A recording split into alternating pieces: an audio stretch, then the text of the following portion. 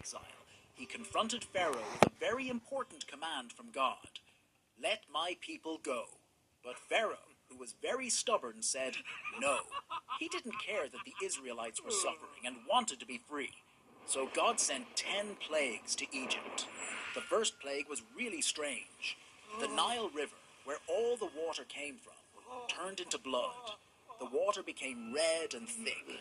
It smelled really bad and all the fish died. People couldn't drink or use the water. It was a big problem for everyone. But Pharaoh didn't change his mind. Then God sent a plague of frogs. They came from the river and were everywhere. In houses, beds, and even in the food. The noise from all the frogs was super loud, but Pharaoh still didn't listen.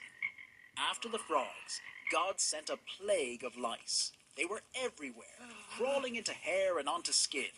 They made everyone itchy, even the animals. It was really uncomfortable. People tried to get rid of them, but it was impossible. Even in this discomfort, Pharaoh's mind was still not changed. Then the fourth plague hit, and wild animals started showing up everywhere. They went into people's houses and walked around the streets, making everything scary and messy. Lots of animals took over, making it unsafe to go outside. Everywhere was filled with the noise of these wild animals. But even with all this trouble, Pharaoh still wouldn't change his mind. The fifth plague was very sad. A sickness hit all the animals like cows, sheep, and horses. They got so sick that they died. This was a big problem for the Egyptians, who needed these animals. People were very sad, but Pharaoh was still as stubborn as before. The sixth plague was painful boils. Really bad sores that popped up on everyone's skin. It hurt a lot, made people very uncomfortable, and made it hard to move. It was a constant reminder of the ongoing plagues. Even with all this pain, Pharaoh's heart was still hard. Next, God sent the seventh plague, a huge hailstorm. This wasn't just regular hail, it was big chunks of ice mixed with fire falling from the sky. It smashed the plants and trees and hurt anyone outside. Egypt had never seen such a violent storm, but Pharaoh still wouldn't budge. After the hail, God sent the eighth plague, locusts. They came in a giant swarm and ate up everything green that was left. The fields, the trees, all the plants, everything got eaten up. The sky was black with locusts, but Pharaoh was still stubborn and would not change his mind. Then the ninth plague came, darkness. But this was no ordinary darkness. It was so dark that you couldn't see anything at all for 3 whole days. People couldn't leave their homes, and it was scary being in such deep darkness. But still, Pharaoh didn't change his mind. Finally, the last and worst plague came. It was the saddest night in Egypt. The firstborn child in every family, and even the firstborn of the Pharaoh, died. From the smallest house in Egypt to Pharaoh's big palace, everyone was sad and crying.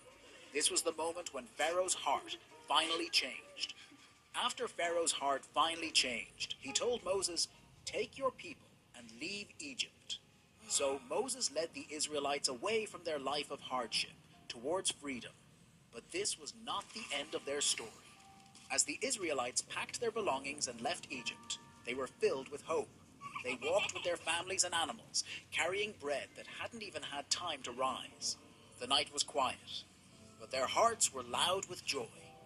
But soon, Pharaoh's heart turned hard again. He thought, "What have we done, letting all those people go?" So Pharaoh changed his mind. He called his soldiers and got his chariots ready.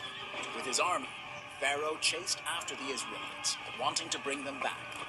The Israelites, seeing Pharaoh and his army coming closer, were terrified. They felt trapped with the Red Sea in front of them and Pharaoh's army behind them. They cried out to Moses, scared of what was about to happen. Moses told them not to be afraid. He said, "Stand still, and you will see how God will save us today." Then Moses raised his staff over the sea, and something incredible happened. God made a strong wind blow, and the waters of the Red Sea split apart.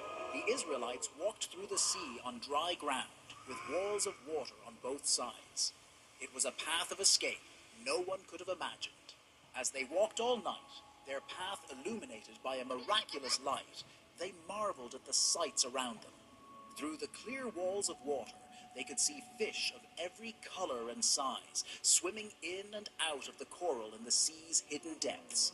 They saw creatures they had never seen before, wonders of the deep that glowed with their own light, casting a beautiful glow on the path ahead.